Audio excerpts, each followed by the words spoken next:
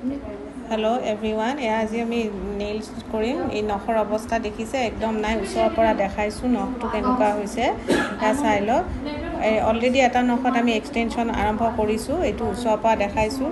এইটো নখত এক্সটেনশ্যন আৰম্ভ কৰিছোঁ আৰু এইকেইটাত আমি কৰা নাই, কৰিম। চাই লওক কেনেকুৱা আমি এক্সটেনশ্যন, নখৰ অৱস্থাই নাই আৰু জীৱনত কেতিয়াও নখ মানে হৈয়ে পোৱা নাই। একদম ক্ল'জৰ পৰা দেখাইছোঁ আৰু এক্সটেনশ্যন কৰাটো আমি দেখাই আপোনালোকক কেনেকুৱা হয় দেখাইছোঁ।